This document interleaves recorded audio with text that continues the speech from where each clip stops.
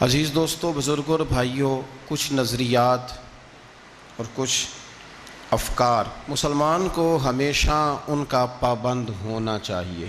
دنیا میں صرف وہ لوگ زندہ رہتے ہیں جو نظریاتی لوگ ہوتے ہیں، جو فکری لوگ ہوتے ہیں۔ جو لوگ نظریاتی نہیں نہ ہوتے، جن کی کوئی فکر نہیں ہوتی، کوئی سوچ نہیں ہوتی، کوئی خاص مقصد حیات نہیں ہوتا، بس ٹھیک ہے کچھ دیر کا مل بیٹھنا ہے، کچھ گھومنا پھرنا ہے، کچھ آنا جانا ہے، ان لوگوں کی زندگی بے معنی اور بے مقصد بھی ہو جاتی ہے اور بڑے قیمتی لمحات ضائع بھی ہو جاتے ہیں۔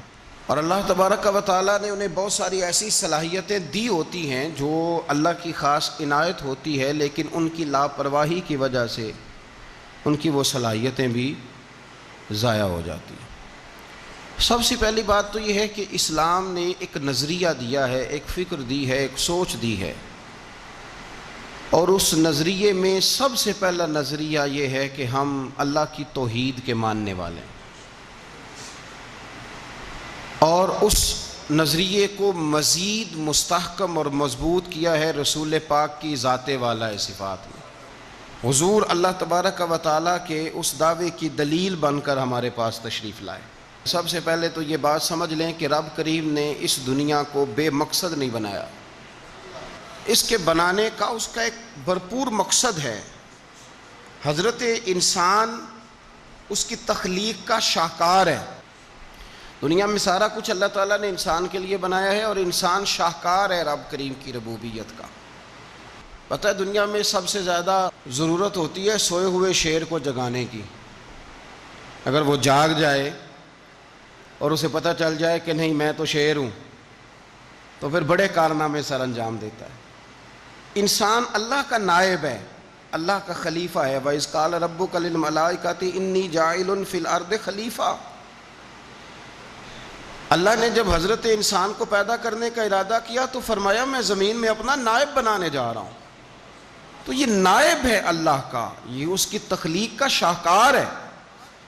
اس ساری کائنات میں جو انسان رب نے بنائے ہیں تو یہ رب کی قدرت کا شاہکار بن کے آئے ہیں، یہ بڑے حسین ہیں، یہ بڑے خوب ہیں۔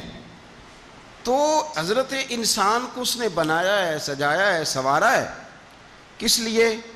اس کا بھی پھر مقصد بیان کیا۔ فرمایا وَمَا خَلَقْتُ الْجِنَّ وَالْإِنسَ إِلَّا لِيَعْبُدُونِ، یہ جن اور انسان میں نے سجائے سنوارے بنائے اس لیے کہ میری عبادت کریں گے، یہ مجھے راضی کریں گے۔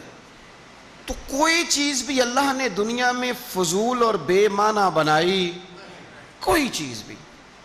حتیٰ کہ اللہ تعالیٰ نے قرآن مجید میں فرمایا ان اللہ لا یستحیی ان یضرب مثلا ما بعودۃ فما فوقہا، فرمایا بے شک اللہ تو اس بات سے بھی حیا نہیں کرتا کہ ایک مچھر کی مثال بیان کرے، یا اس سے بھی بڑھ کر کوئی چیز بھی دنیا میں ایسی نہیں، کوئی بھی جس کو اللہ تعالیٰ نے فضول اور بے معنی۔